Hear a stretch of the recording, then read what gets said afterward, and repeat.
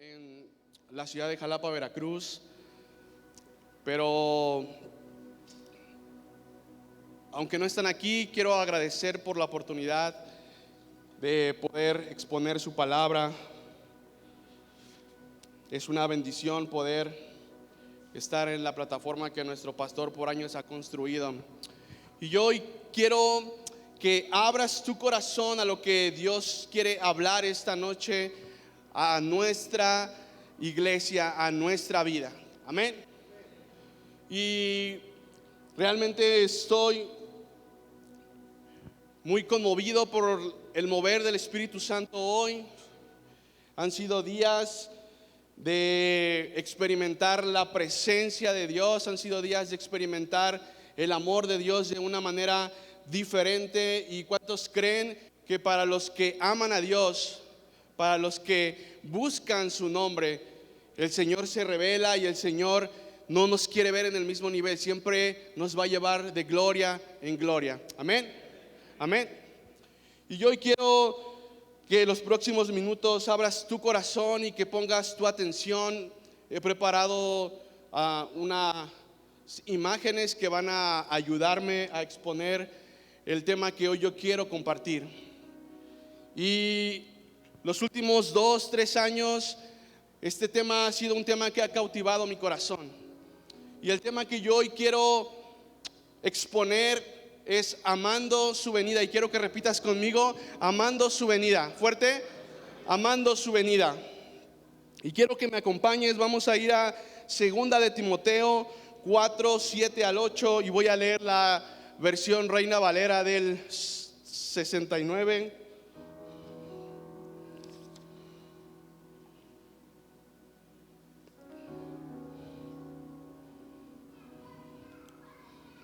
Perdón, Reina Valera del 60.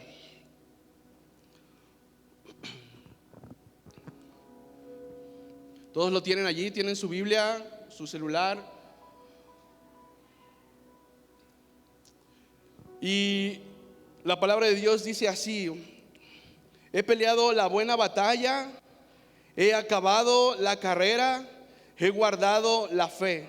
Por lo demás, me está guardada la corona de justicia, la cual me dará el Señor, juez justo, en aquel día. Y no solo a mí, sino también a todos los que aman su venida. Amén. Bien.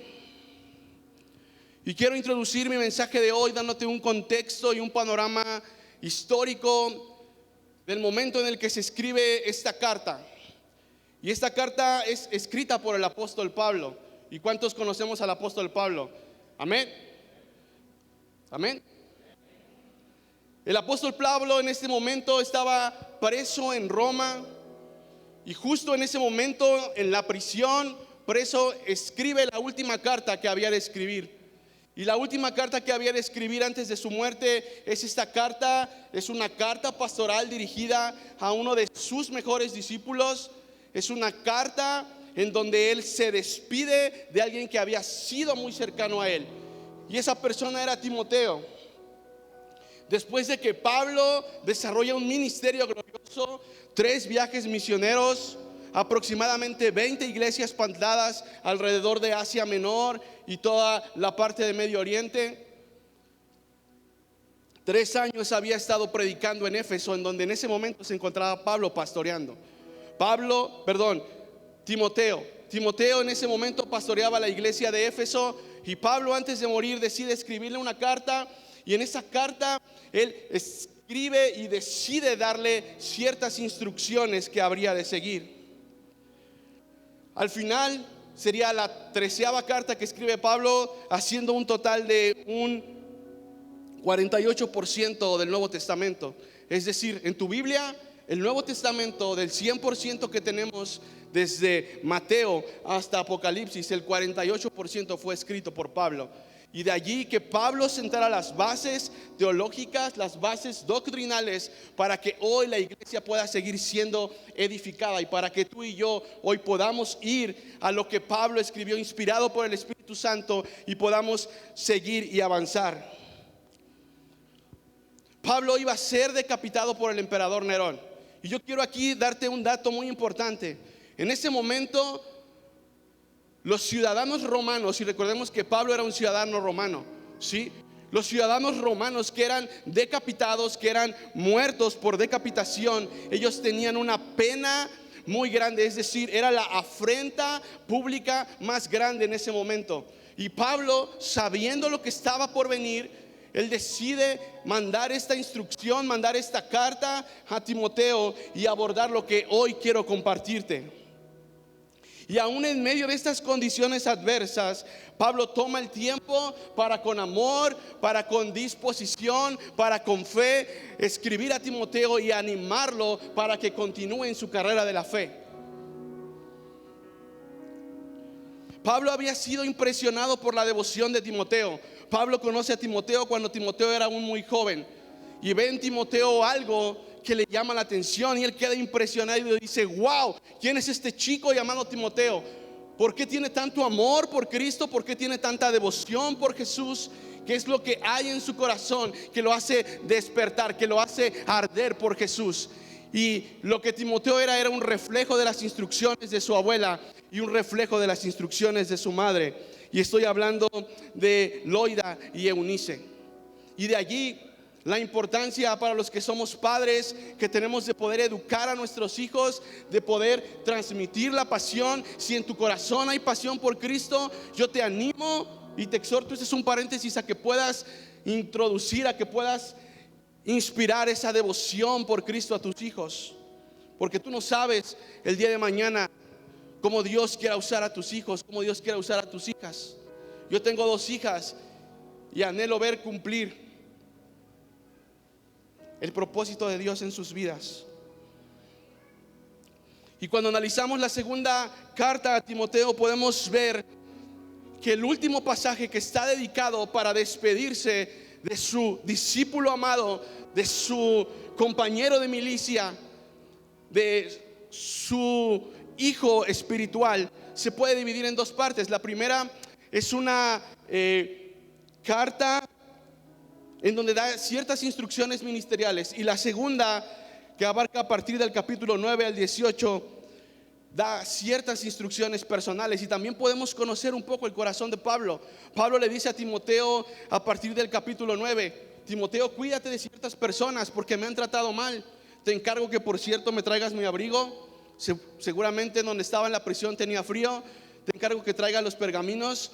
No solamente se preocupaba por darle instrucciones espirituales, instrucciones ministeriales, sino que también Pablo abría su corazón a su discípulo para que él pudiera comprender, para que él pudiera entender qué es lo que estaba pasando en ese momento. Pero cuando analizamos desde el verso 1 hasta antes de llegar al verso 7, Pablo anima a Timoteo, predica a tiempo y fuera de tiempo, porque llegará un momento en el que la iglesia no va a aceptar la sana doctrina, ¿ok? Ese momento quizás es el momento que estamos viviendo ahora. Sí, la iglesia está pasando por un adormecimiento espiritual y muchos estamos buscando o están buscando al Dios de la prosperidad, amando las bendiciones, pero no amando al dador de la bendición. Y en ese momento Pablo le dice: en ese momento van a llegar maestros que van a decir: ok, ¿qué es lo que quiere la iglesia? ¿Qué es lo que quiere escuchar? Lo que tú quieres escuchar, eso te voy a decir. Y se apartarán de la fe. Y después inicia el versículo que acabamos de estudiar. Pablo dice: yo sé que estoy a punto de morir, pero no importa, para mí el morir es Cristo y el vivir es ganancia. Pablo está a punto de morir, pero dice: yo me ofrezco y voy a ser ofrecido como un sacrificio. Y yo te pregunto, ¿cuántos de nosotros nos ofreceremos como un sacrificio en el momento de la prueba, en el momento de la aflicción? Pablo se describe a sí mismo como un soldado en combate en el campo de batalla, como un atleta de alto rendimiento que ha terminado una carrera manteniendo y custodiando su fe. Pablo se compara como un militar. Dice: he peleado la batalla, he ganado la carrera. Se compara como un atleta. Y también dice: he guardado la fe. O sea que como militar, como un atleta, me he encargado de poder guardar la fe. ¿Y cuál fe? La esperanza que Cristo había puesto en su corazón, y era el evangelio que predicaban los apóstoles. Jesús vino a la tierra, nació de una virgen, ejerció su ministerio, murió en una cruz por ti y por mí, derramó su sangre, al tercer día resucitó, ascendió al cielo. Pero allí no termina la historia. Eso es solamente una parte de la historia. Y aquí te va otro dato: el 26% de las profecías anunciadas acerca de Jesús hablan acerca de Jesús en su faceta venidera. No hablan de Jesús el que nació de una virgen, no habla de Jesús el que murió en una cruz. Hablan del Jesús que habría de venir. Hablan del Jesús que tú y yo como iglesia tenemos que anhelar, tenemos que amar y tenemos que clamar por su venida. Y entonces Pablo dice en el versículo 7, si me lo puedes poner por favor.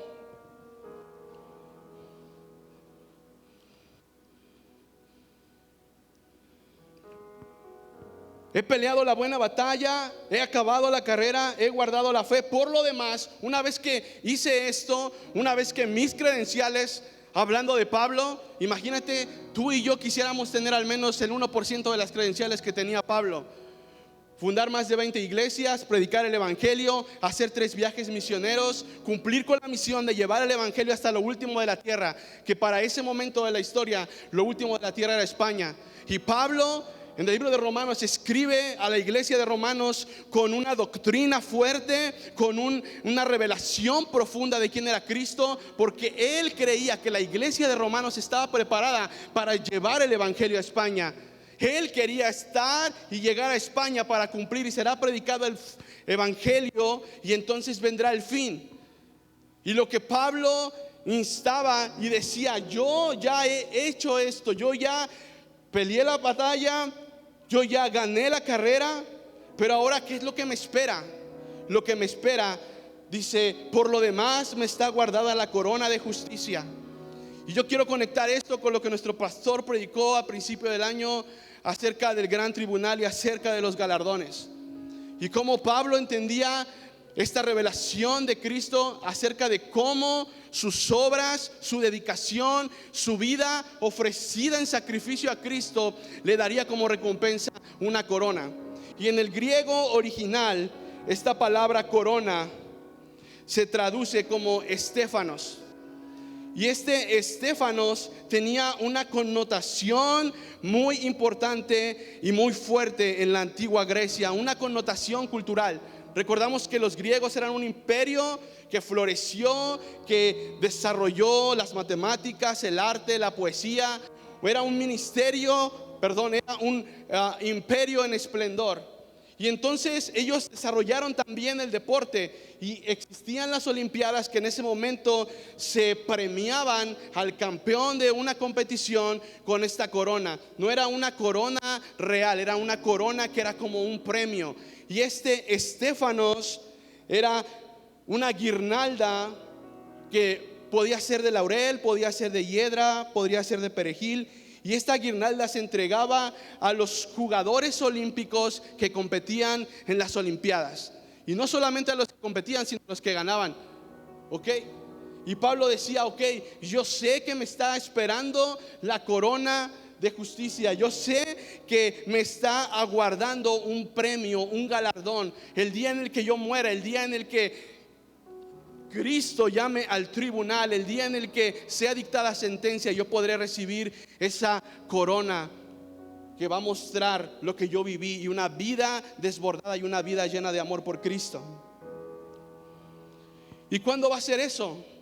Dice: el Señor es el que me dará esa corona, el juez justo. El juez justo es el que me dará esa corona en aquel día. ¿Y cuál va a ser el día? El día en el que Jesús, el día en el que Cristo pueda premiarnos, pueda decir: bien, buen siervo y fiel, en lo poco has sido fiel, sobre mucho te pondré. ¿Y cuántos quieren que Jesús pueda decirles eso? Yo lo anhelo. Amén. Pablo afirmaba que el verdadero premio venía de un juez justo. Y a comparación, o haciendo un análisis o una alegoría de lo que él estaba viviendo en ese momento, Nerón, el emperador, lo iba a decapitar. ¿Por qué? Por predicar el evangelio injustamente. Pero él decía: no me importa eso, porque me está guardada una corona, me está guardada un premio, y me va a ser dada por el juez justo, el único juez justo, que es Cristo. Amén.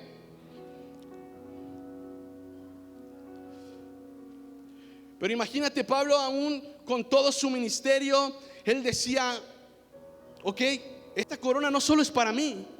Y allí es en donde tú y yo tenemos una ventana de oportunidad.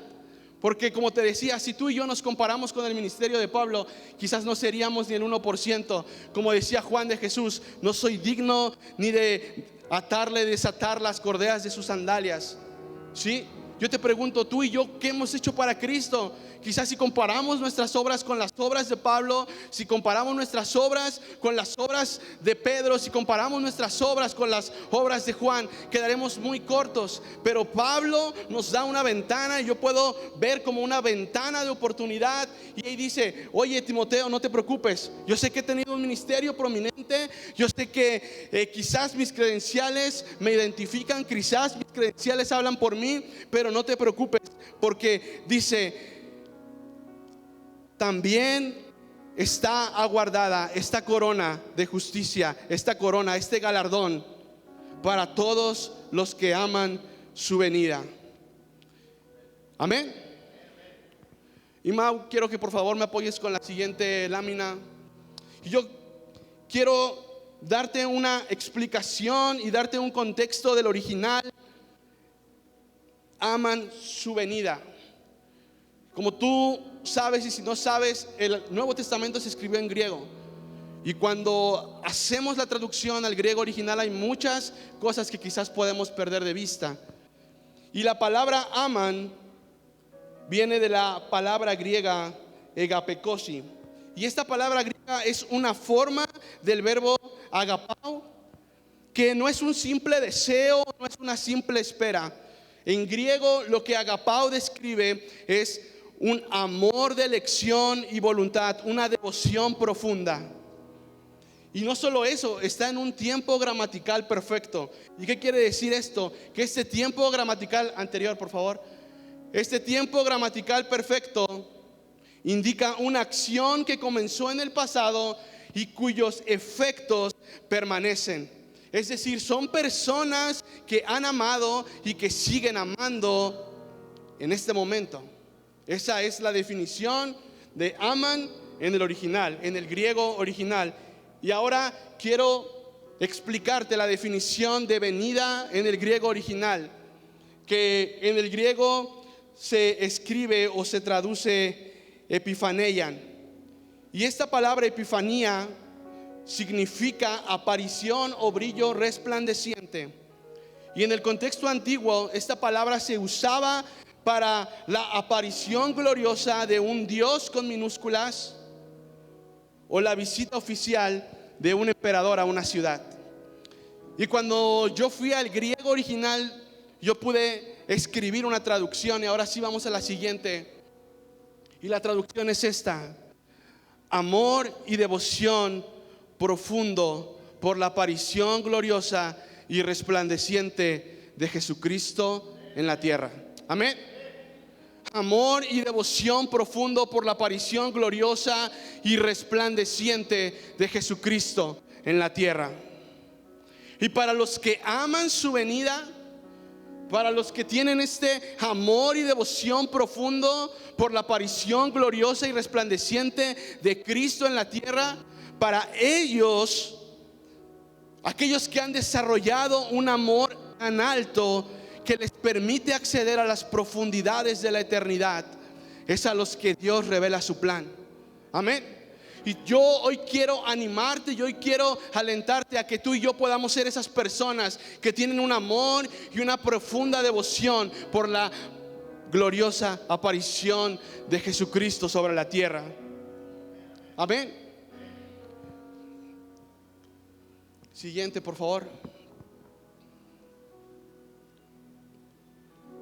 Pero ¿cómo es que tú y yo podemos amar su venida?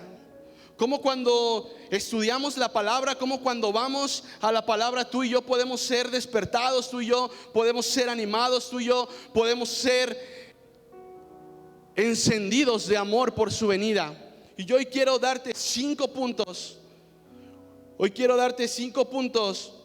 Y más que 5 puntos, son 5 verdades espirituales que yo puedo ver a lo largo de la palabra, desde Moisés, pasando por David, yendo por los profetas, hasta llegar a Juan. Y la primera es vida de obediencia. La segunda es vida de adoración. La tercera es vida de integridad.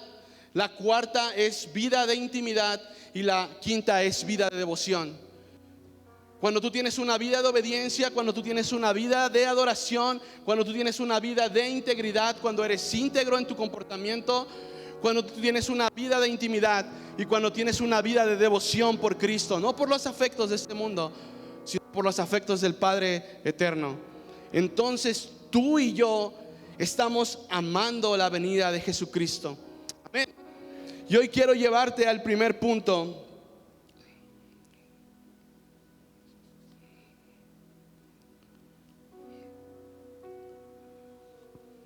Y el primer punto es una vida de obediencia.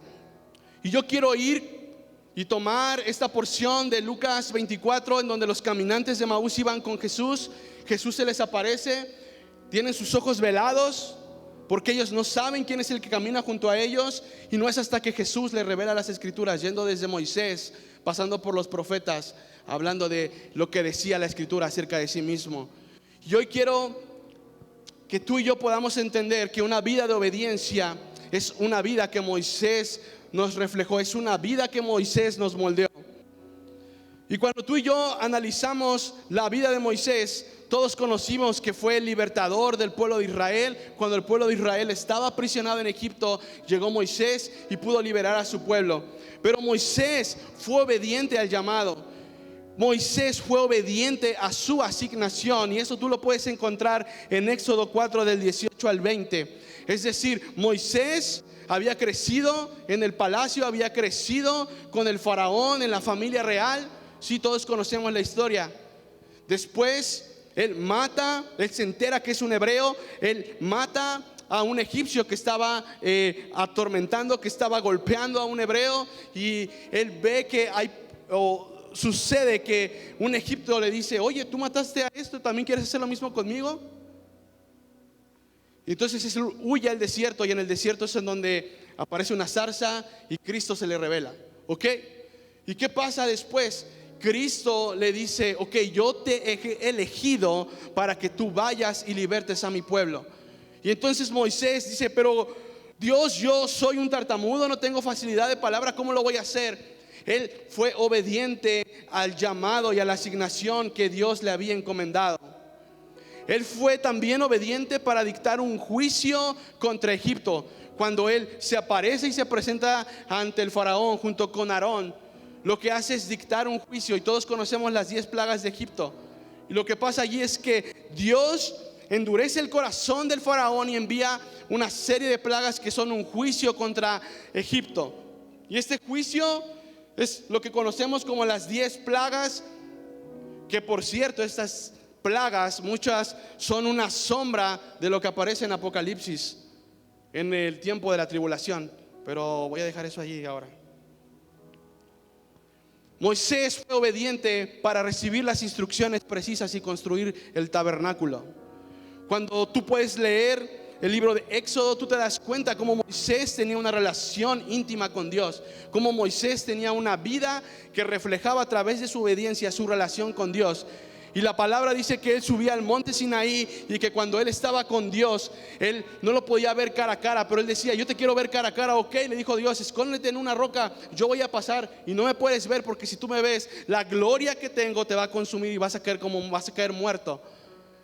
Y lo que pasó es que Moisés, dice la palabra, que es amigo, o se hizo amigo de Dios. Sí, cuando tú lees la escritura, es la única persona a la que Dios llama amigo, o sea, íntimo.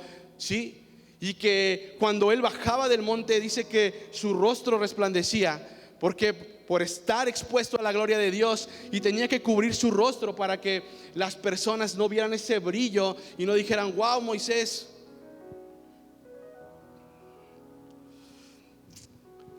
Entonces Moisés recibe estas instrucciones precisas para construir el tabernáculo, para construir el arca.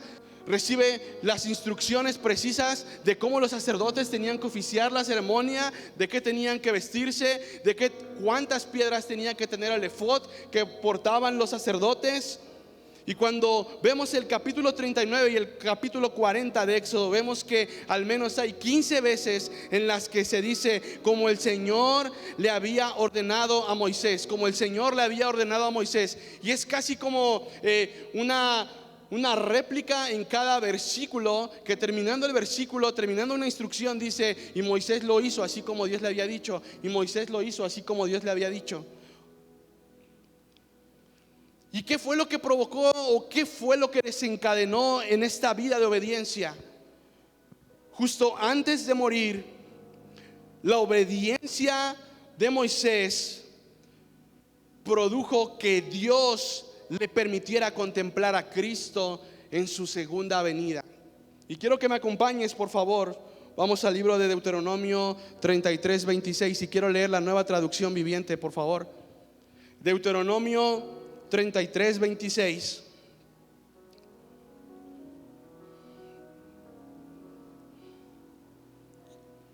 Dice: no hay nadie como el Dios de Israel. Él cabalga por el firmamento. Ve cómo Moisés, justo antes de morir, escribe esto.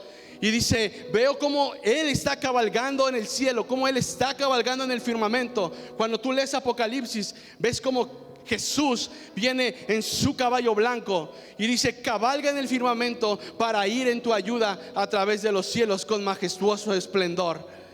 Y lo que una vida de obediencia resuelve, lo que una vida de obediencia desencadena, es que tú y yo también podamos tener acceso a esta revelación del Cristo que ha de venir. Una vida de obediencia abre tu entendimiento para ver a Jesús en su faceta venidera, así como pasó con Moisés. Yo te animo a que podamos tener tú y yo una vida de obediencia a Cristo. Amén. Y ahora vamos con el segundo punto: una vida de adoración. David, ahora fuimos con Moisés, vimos cómo su vida de obediencia justo antes de morir le permite ver a Cristo, el que ha de venir, al que tú y yo hoy seguimos esperando y hoy seguimos anhelando. Una vida de adoración. David, ¿qué podemos decir de David? El pastor que se hizo rey, el que mató a un gigante que salía a desafiar al ejército de Israel, que se burlaba del ejército de Israel. David, su adoración traía libertad. Primera de Samuel 16, 18, la Nueva Versión Internacional, por favor. Tú y yo conocemos la historia. David era un pastor de ovejas. Él se dedicaba a pastorear las ovejas de su padre Isaí. Y mientras estaba en el campo, él derribó, él mató a un león, él mató a un oso. Él tenía su arpa y él tocaba.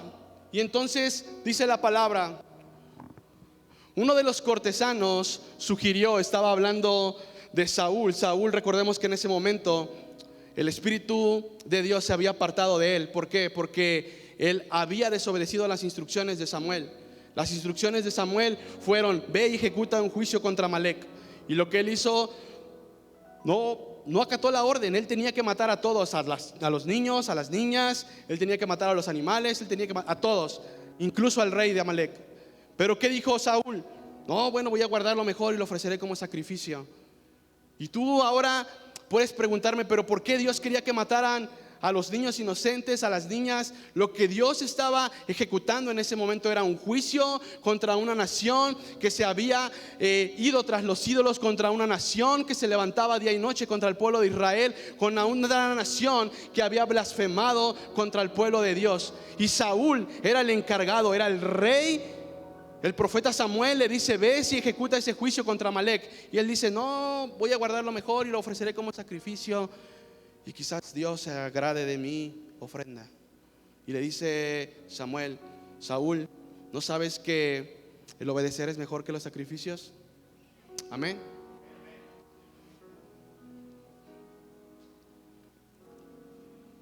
Y vemos cómo un cortesano le sugirió a Saúl: conozco a un muchacho que sabe tocar el arpa. Y aquí esto va también para el ministerio de alabanza. Amén. Si Dios te ha dado un don, debes ser diligente en el don que Dios te ha dado. Dice allí un muchacho que sabía tocar el arpa, no un muchacho que solamente se quedaba con el don y no lo trabajaba, sino que él ejecutaba lo que Dios le había dado. Amén. Es valiente, hábil guerrero, sabe expresarse y es de buena presencia. Además, por si no fuera poco, además el Señor está con él. Su padre Isaí, el de Belén. Y quiero que vayamos más adelante, por favor, al versículo 23. ¿Y qué era lo que pasaba cuando David ministraba con su arpa? Cuando David podía operar en el don, pero no solamente en el don, sino que David, lleno de Dios, lleno de la presencia del Señor, podía ministrar. Y yo sé que tú y yo también tenemos dones. Dios nos ha dado dones. Quizás nuestro don no es cantar, quizás nuestro don no es tocar un instrumento, pero sí quizás tu don es hacer algo en especial. Por ejemplo, tú tienes una profesión, tienes un oficio, Dios te ha dado herramientas. Y tú tienes que preguntarle: Dios, ¿cómo con lo que tú me diste puedo bendecir tu nombre? Donde quiera que tú estés, puedes ser un instrumento, así como David. ¿Para qué? Para que las potestades que están alrededor tuyo, y mira qué pasa, cuando anhelas, cuando pasas tiempo con Dios, el reino espiritual no se queda cómodo y se levanta contra ti. Sí, tú puedes decir: no puede ser, antes cuando no oraba me iba mejor, y ahora que estoy orando, ahora que estoy ayunando, me va peor. Es el proceso que Dios tiene para ti y para mí. Amén. Cada vez que el espíritu de parte de Dios atormentaba a Saúl, David tomaba su arpa y tocaba, y la música calmaba a Saúl y lo hacía sentirse mejor, y el espíritu maligno se apartaba de él. ¿Qué pasaba con el espíritu maligno? Se apartaba de él como resultado de una vida de adoración que se manifestaba tocando su instrumento. David podía echar fuera los espíritus inmundos y malignos que atormentaban la vida de Saúl. Amén. Su adoración era un estilo de vida. Y quiero que me acompañes al Salmos 27:4, la Nueva Traducción Viviente. Y voy a estar usando mucha Biblia, porque estoy convencido de cuando profundizamos en la palabra, cuando vamos más profundo, es cuando salen las perlas de gran precio, la perla de gran valor, y nuestra vida es encendida cuando la palabra y las escrituras se nos revelan. Y vemos cómo David no solamente tocaba el arpa, sino que constantemente su vida era un estilo de adoración. Su adoración estaba con él todos los días. No es de que solamente cuando los hermanos me ven es que estoy adorando, no. Solamente cuando el pueblo me ve es que voy a adorar, no. Sino que constantemente, día a día, David tenía una vida de adoración. La voz del Señor es potente, la voz del Señor es majestuosa. David reconocía la voz de Dios. ¿Por qué? Porque tenía un estilo de vida y tenía una forma continua de caminar que lo llevaban a entender quién era Dios y quién era el Señor para él. Dice: la voz del Señor es potente, la voz del Señor es majestuosa. Es Salmos 27:4. Amén. Amén. Lo único que le pido al Señor, lo que más anhelo, es vivir en la casa del Señor todos los días de mi vida, deleitándome en la perfección del Señor y meditando dentro de su templo. Él entendía que el vivir en su casa era mejor que 1000 años fuera. Un día mejor que 1000 años. Un día en su presencia es mejor que 1000 años afuera. Amén. David también había entendido que la adoración producía arrepentimiento. ¿Conocen la historia de David? David cae con Betsabé. Llega el profeta Natán, lo confronta con su pecado. David escribe el Salmo 51: contra ti, solo contra ti he pecado y he hecho lo malo delante de tus ojos. Él sabía que cuando se arrepentía, su adoración podría ser un olor fragante a Dios. Porque tú y yo no estamos expuestos de caer, tú y yo no estamos expuestos del pecado, ¿ok? Dios nos ama, Dios no ama el pecado, Dios ama al pecador, Dios ama a la persona. No estamos exentos de fallar, pero si en algún momento fallamos, que podamos ser como David, que nuestra vida pueda reflejar la adoración y decir: me arrepiento. Y el contraste con Saúl, cuando Natán, el profeta, viene y lo confronta, él le dice: por favor, Señor, no apartes de mí tu Santo Espíritu. Y cuando llegó Samuel a confrontar a Saúl, le dijo: honrame delante del pueblo, no quiero pasar esa vergüenza. David comprendía que lo importante no era el reino. David comprendía que lo importante era la presencia de Dios. Amén. Por último, dentro de la adoración que reflejó la vida de David, David pudo mostrar una adoración pública. Por 20 años el arca estuvo abandonada. Saúl en ningún momento pidió que trajeran el arca, pero él, cuando ascendió al trono, dijo: ¿dónde está el arca? El arca llevaba 20 años en Bala de Judá. Y entonces él dice: vamos a hacer una comitiva y vamos a enviar por el arca, y vamos a traer el arca de regreso a la ciudad de David. Él acababa de instaurar a Jerusalén como la capital de Israel.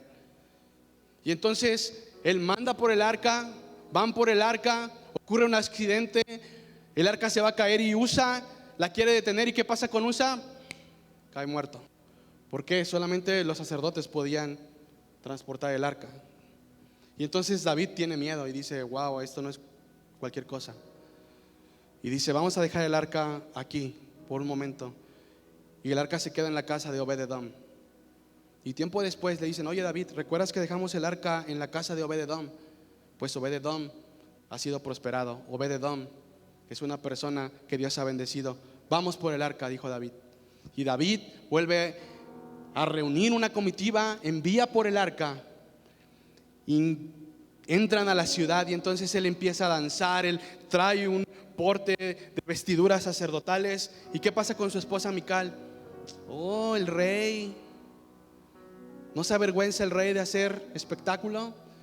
Pero David mostró una adoración pública, no para que la gente lo viera y para que la gente dijera: wow, qué rey tan adorador tenemos, sino porque él entendía que el Señor era lo más importante en su vida. Amén. ¿Y qué fue lo que provocó esta vida de adoración? Cuando tú analizas los salmos, puedes ver que hay salmos mesiánicos que anuncian la primera venida de Jesús, pero también anuncian la segunda venida de Jesús. El Salmo 110: el Señor le dijo a mi Señor: siéntate a mi diestra y te daré por herencia las naciones de la tierra. Se abre una ventana en el cielo, se abre un espacio en el cielo, y David puede contemplar a Jesús. Yo lo puedo relacionar así, como Hechos 1 se conecta con Salmo 110. Hechos 1 dice: los discípulos estaban reunidos con Jesús. Jesús asciende al cielo. De repente se les aparece un ángel y les dice: ¿qué es lo que están viendo, varones? ¿Qué están haciendo? Jesús, con el que compartí toda mi vida, con el que compartí 3 años y medio, el Mesías por el que el pueblo de Israel había estado esperando, el que había sido profetizado, se acaba de ir ante mis ojos. Y le dice: no se preocupen, porque así como le ven ascender, así también le verán regresar. Amén. Y lo que pasa a continuación, yo he aprendido cómo podemos conectar Hechos 1 con Salmo 110. Salmo 110, imagínate, aproximadamente 900 años atrás, David escribe el Salmo 110 y dice: el Señor le dijo a mi Señor, el Padre le dijo al Hijo: siéntate a mi diestra. Ok, hijo, lo hiciste bien, te ofreciste como el sacrificio, moriste en la cruz, pudiste traer redención a la humanidad, pudiste restaurar el plan original de la creación. Ahora siéntate a mi diestra y te voy a contar lo que ha de venir. Yo te voy a dar por herencia las naciones de la tierra, el reino milenial. Wow.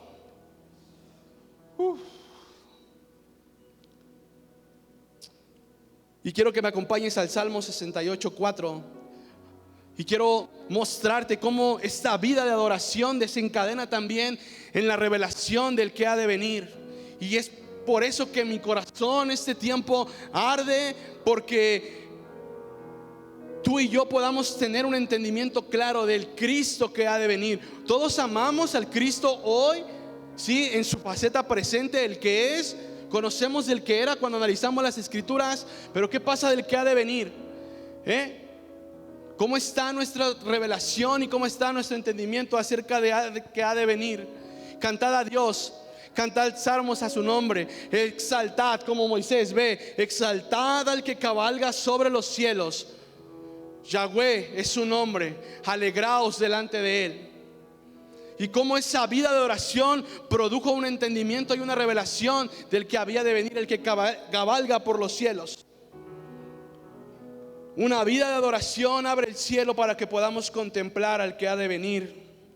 Y cuando dirigimos nuestros afectos al Creador, cuando dirigimos nuestros amores al Padre, hay una ventana en el cielo que se abre para que podamos ver al Cordero que ha de venir. Amén. Y vamos con el tercer punto.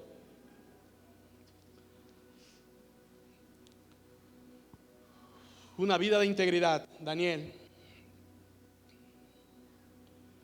Daniel, una persona, un príncipe de la realeza, es llevado como esclavo, es llevado cautivo a Babilonia. En aquel momento el imperio babilónico era el imperio más fuerte. Y quiero que podamos entender cómo con Moisés, en ese momento Egipto era el imperio más grande en el mundo.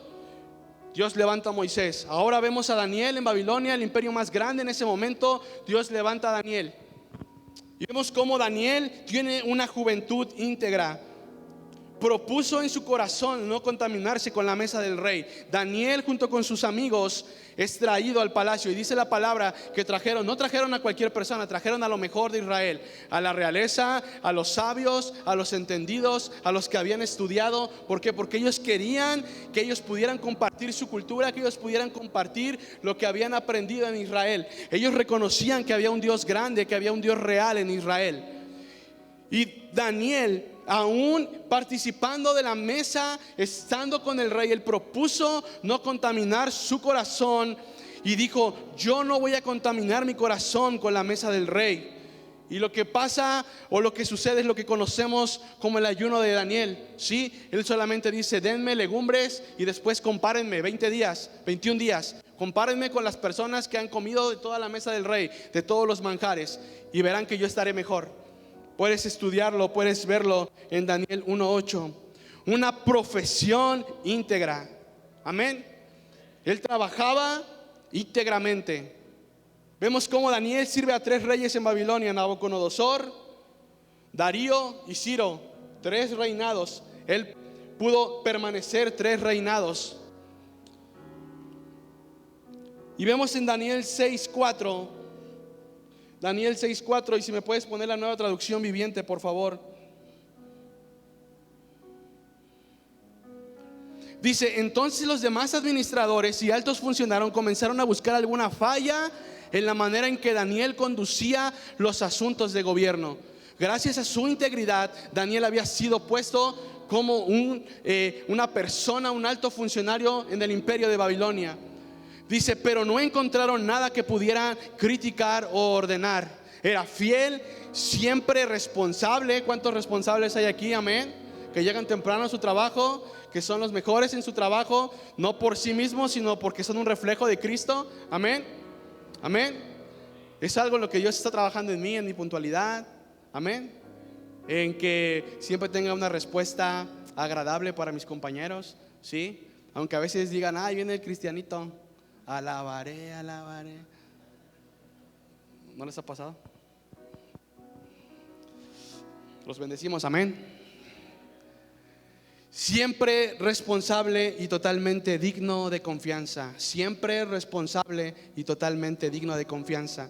Y lo que idearon fue: ok, no podemos encontrar nada, vamos a atacarlo con su Dios. Puedes leer la historia. Ellos le dicen al rey: oye rey, ¿por qué no dictas una ley en donde se levante una estatua y todos a una determinada hora tengamos que adorarlo? Y Daniel, ¿qué fue lo que hizo? No lo hizo. Es enviado al foso de los leones. Pero Dios lo saca del foso de los leones. Y después a todos aquellos que habían atacado a Daniel los envían al foso de los leones. Y los leones que no se comieron, ni siquiera se acercaron a Daniel, todavía ni caían al foso cuando ya se los estaban devorando. Ahí te dejo la historia.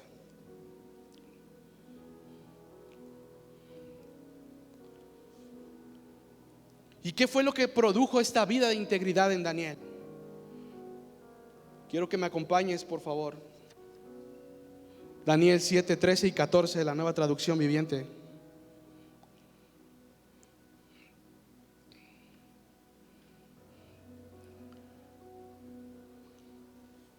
Mientras continuó mi visión esa noche, vi a alguien parecido a un hijo de hombre descender con las nubes del cielo. Se acercó al anciano y lo llevaron ante su presencia. Ve cómo Daniel, si no lo sabías, Daniel es el Apocalipsis del Antiguo Testamento. Es un complemento acerca del fin de los tiempos, Daniel más Apocalipsis. Y ve cómo Daniel, después de vivir una vida íntegra, empiezan a venir revelaciones y viene un ángel y le dice: Daniel, he venido porque eres un hijo muy amado, ¿sí? Y por favor quiero que veas la visión que te hemos de mostrar y que lo escribas. Y entonces Daniel dice: veo, si me puedes poner el capítulo anterior, el versículo anterior. Dice: veo o vi a alguien parecido a un hijo de hombre descender. Y este hijo de hombre es la misma interpretación o es la misma característica que Jesús dice de sí mismo cuando Jesús está con el sumo sacerdote antes de ser crucificado. Le dicen: ¿quién eres tú? ¿Eres Elías? ¿Eres el profeta? ¿Quién eres tú? Y él le dice: yo soy el hijo de hombre. Hijo de hombre. ¡Ah! Blasfemo. Inmediatamente después de eso se genera todo el caos que desencadena la crucifixión de Jesús. Y esta característica de Jesús es la más citada en los evangelios. Yo quiero que te animo a que puedas estudiar los evangelios. Y Jesús no se presentó a sí mismo como el Cristo, como el Salvador, como el Mesías, como el Redentor. Lo que más representó y lo que más Jesús dijo de sí mismo: soy hijo de hombre, hijo de hombre, hijo de hombre, haciendo a lo que Daniel había visto, lo que Daniel había profetizado. Veo como un hijo de hombre desciende con las nubes del cielo. Y ese hijo de hombre es el que tú y yo ahora estamos anhelando. Ese hijo de hombre es el que tú y yo ahora necesitamos amar su venida, amar su regreso, encender nuestro corazón. Porque cuando las profecías nos son reveladas, nuestro espíritu se activa. Y hay una activación, no en el conocimiento, no en decir yo conozco de las profecías, yo conozco de la palabra. No, sino en la revelación de lo que ha de venir, en la revelación de Cristo en su faceta venidera. Amén. Y vemos cómo esa vida de integridad le permitió a Daniel encontrar una ventana y poder ver y poder tener esa revelación del que había de venir. Y vamos con el siguiente punto, y estoy por terminar. Punto número 4 dice: una vida de intimidad. Isaías, el profeta Isaías. Para muchos teólogos, Isaías es el quinto evangelio. ¿Por qué? Porque todas las profecías, o la mayoría de las profecías de Isaías, apuntaban hacia Jesús, hablaban de Jesús, el dónde había de nacer, cómo habría de morir. Por sus llagas fuimos todos curados. Él llevó en la cruz nuestras enfermedades, nuestras rebeliones. ¿Ok? Pero también esa vida de intimidad, siendo una voz profética para el pueblo de Israel en el reinado del rey Usías, es como él puede también no solamente ver al Jesús que había de nacer de una virgen, sino al Jesús que había de venir. ¿Ok? Y quiero que me acompañes, por favor, a Isaías 45. Isaías 45, la Nueva Versión Internacional. Entonces se revelará la gloria del Señor y la verá toda la humanidad. Él estaba viendo cómo en algún momento de la historia se iba a revelar la gloria de Dios y todo ojo lo iba a ver. ¿Sí? Estamos como en Apocalipsis, todo ojo le verá y toda la humanidad lo verá. El Señor mismo lo ha dicho. Y como una vida de intimidad, como una vida de estar expuesto a la voz de Dios constante, lo había llevado a poder ver a Jesús también en su faceta venidera. Y él tenía una conversación constante con Dios. Y esta conversación constante producía una intimidad entre Isaías y el Padre, una intimidad entre Isaías y Dios. Y vamos con el último punto, por favor.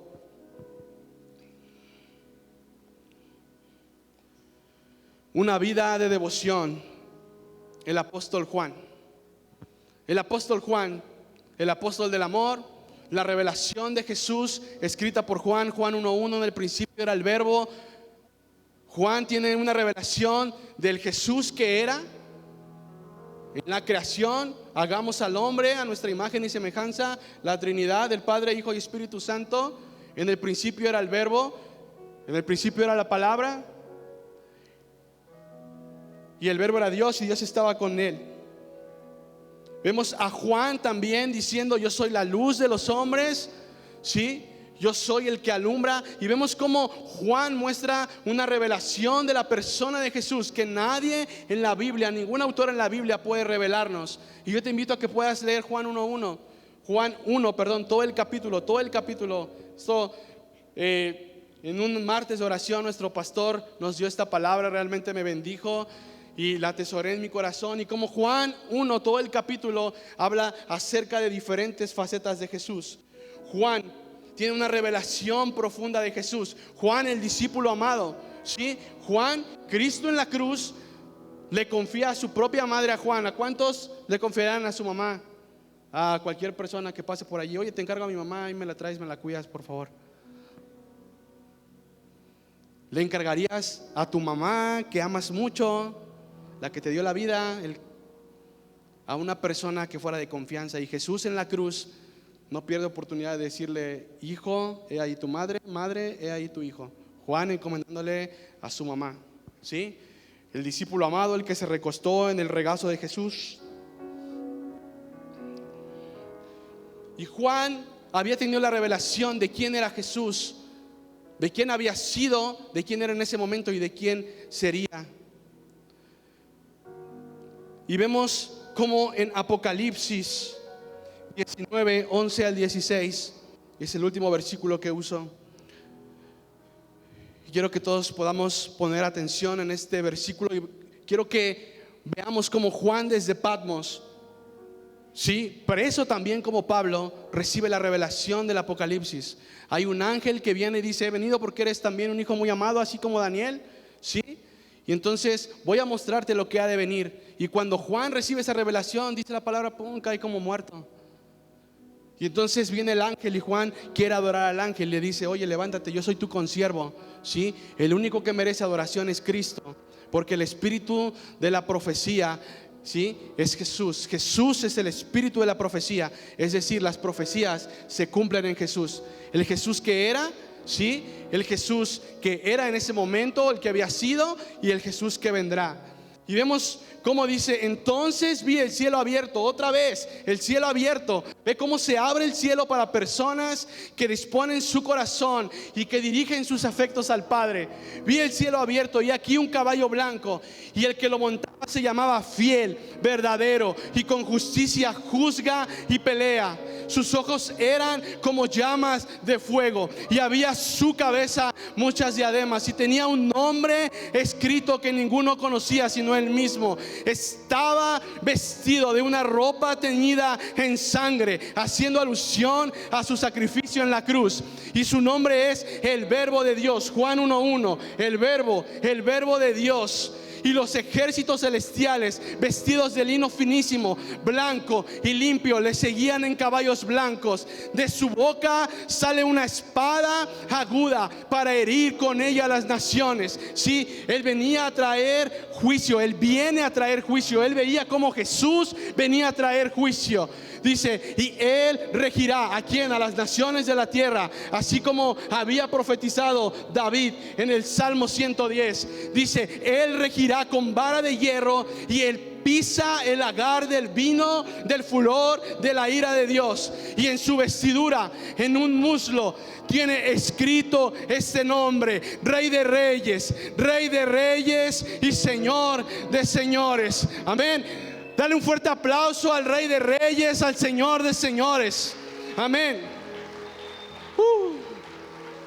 Y quiero que te pongas de pie hoy, esta noche. Yo puedo sentir la presencia de Dios.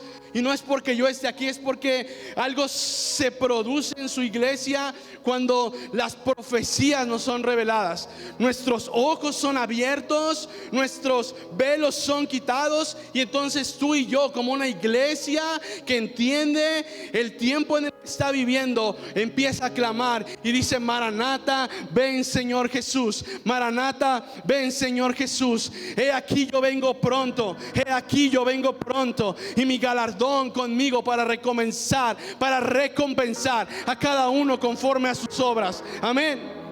Y nuestros corazones deben arder cuando conocemos al que ha de venir.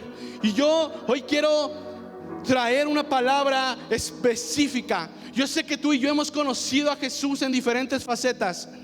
Yo sé que tú y yo hemos conocido al Jesús sanador. Yo no sé cuántos aquí han sido sanados de una enfermedad. Tú y yo hemos conocido al Jesús proveedor, el que quizás cuando no tenías trabajo, Él te preparó un trabajo. Que quizás cuando no tenías comida, Él puso comida en tu mesa. Que quizás cuando tú estabas triste, Él transformó y devolvió tu tristeza en alegría. Y yo he conocido a ese Jesús, pero hoy quiero que mi corazón se encienda por el Jesús que ha de venir. Hoy quiero que mi corazón se encienda por conocer al Cristo, al Señor, al Rey de Reyes, el que viene en su caballo blanco, con sus ojos como llamas de fuego, con sus vestiduras blancas, con su cabello blanco como la nieve. Hoy, iglesia, yo quiero que tu corazón pueda ser encendido por Él. No por mi palabra, no por mi predicación.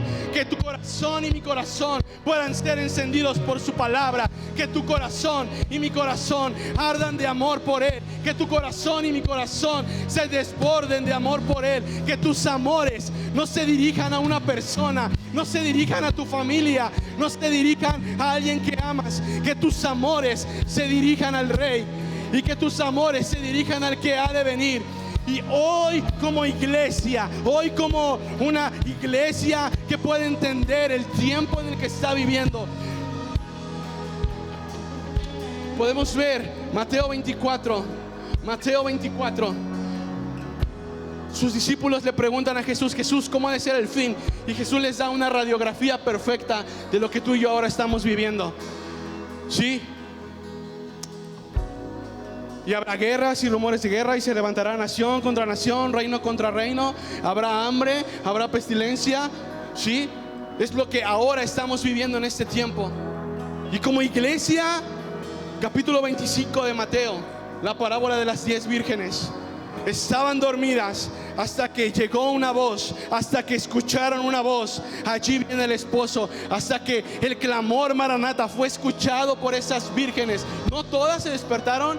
Ojo, iglesia, no todas, eran 10. ¿Cuántas tenían el aceite listo para su lámpara? 5. Yo no sé hoy cómo está tu lámpara. Yo no sé hoy cómo está tu aceite. Pero el aceite significa tiempo de calidad, tiempo de intimidad, tiempo de adoración, tiempo de obediencia, tiempo de integridad, tiempo de revelación, tiempo de devoción hacia Dios. Y cuando tú puedes vivir esta vida, sí, es una vida más alta. Y esa vida más alta provoca que el cielo se abra y que tú y yo podamos recibir ese entendimiento del Cristo que ha de venir. Y yo quiero que cierres tus ojos allí. Cierra tus ojos y levanta tus manos. Espíritu Santo, guíanos a Cristo esta tarde. Guíanos a Cristo esta noche. Empieza a clamar, empieza a decirle: Jesús, yo quiero verte como el que ha de venir. Jesús, yo quiero tener esa revelación de quién tú eres. Yo quiero tener ese entendimiento abierto. Que nuestros ojos sean abiertos, que nuestros velos sean quitados. Que mientras nosotros adoramos, que mientras exaltamos al Rey, que mientras levantamos nuestra voz y decimos ven, Tu Espíritu Santo pueda activar nuestro corazón. Tu Espíritu Santo pueda activar nuestro espíritu. Tu Espíritu Santo pueda venir como fuego. Y como en el Pentecostés, en Hechos 2, cuando estaban llamas como de fuego sobre sus cabezas. Y el Espíritu Santo traiga revelación, traiga un espíritu de sabiduría, traiga un espíritu de entendimiento. Y dile: ven Jesús. Iglesia, empieza a clamar: ven, ven, ven Jesús, ven. Dile: ven Jesús, dile: ven Jesús. Ira vaquera, ira basendere, berequera, sore, berequere, sendere. Espíritu Santo, activa nuestro corazón. Espíritu Santo, activa nuestra vida. Espíritu Santo, activa nuestro espíritu. Que hoy nuestro corazón sea encendido, que hoy nuestro corazón sea avivado. Iglesia, levanta tus manos, abre tu boca. Espíritu Santo, ven, ven, llénanos, dirígenos al Padre, dirígenos al Hijo, el Cristo, la imagen del Dios invisible, el que cabalga sobre los cielos. Ven Jesús, ven Jesús.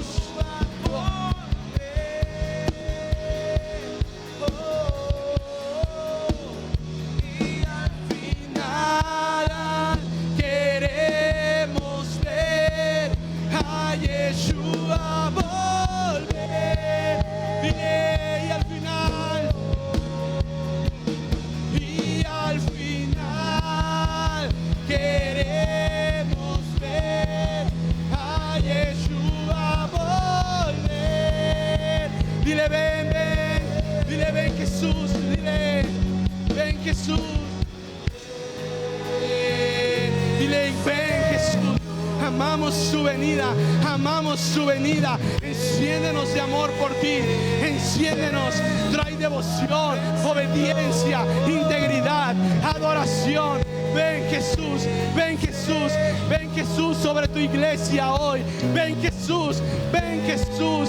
Queremos verte, queremos conocerte como el que ha de venir, el que cabalga en los cielos con su caballo blanco, el que trae ojos como llamas de fuego. Hoy queremos verte, Señor.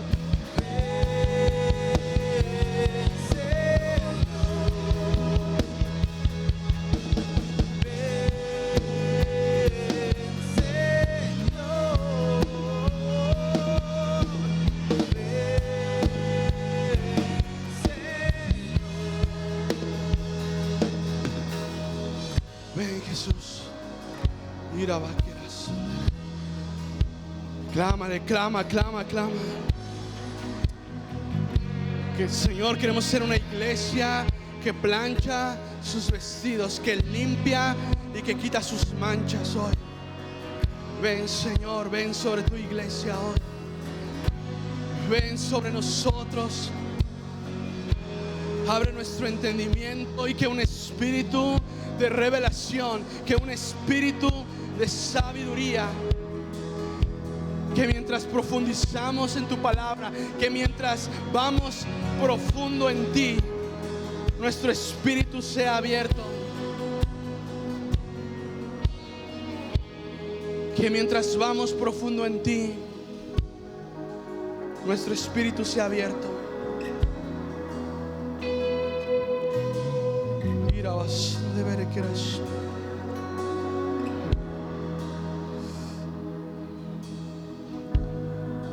Quitar el velo de nuestros ojos nos hará despertar del sueño y nuestros corazones serán encendidos. Iglesia, la actitud, tu actitud es el aroma de tu corazón. Tu actitud es el aroma de tu corazón. La palabra es muy clara. El que viene a juzgar, pero también a recompensar. Dice: he aquí yo vengo pronto, Apocalipsis 22:7, y mi galardón y mi recompensa y mi corona para recompensar a cada uno conforme a sus obras. Que en este tiempo podamos entrar en la conversación. Apocalipsis 4: yo estoy a la puerta y llamo. Si tú hoy oíste, si tú hoy escuchaste su voz, no mi voz, yo solamente soy un portador, no lo merezco, pero dice: si alguno oye mi voz y abre la puerta ¿de dónde? Me abre su corazón, entonces yo entraré, cenaré con él y él conmigo. El Padre tiene una mesa preparada para ti y para mí. Amén. Y es momento y es tiempo de que tú y yo podamos entrar en la conversación con el Padre, en la conversación con el Hijo.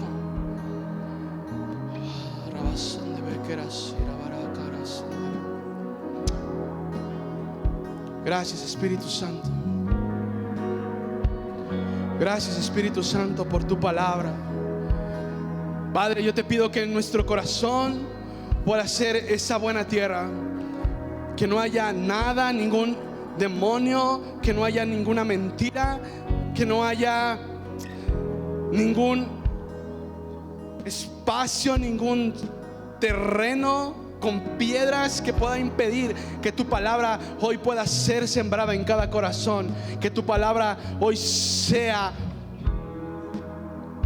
depositada en cada corazón, Señor.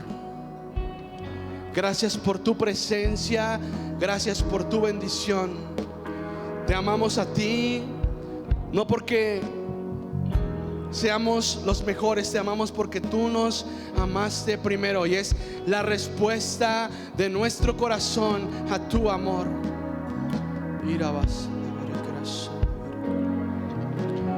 Gracias, Espíritu Santo. Gracias, Espíritu Santo. Levanta tu mano y dile: gracias, gracias. Hoy solamente te damos gracias por tu presencia. Gracias por tu bendición. Gracias por tu revelación, por tu sabiduría. Gracias porque tenemos la palabra profética más segura. Gracias, te damos gracias en el nombre de Jesús. Dale un fuerte aplauso al Rey.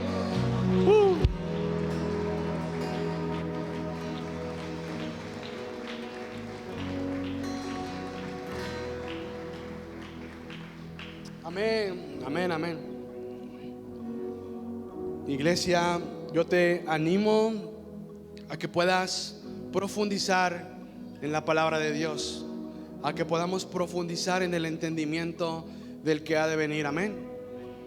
A que amemos al que ha de venir. Amén.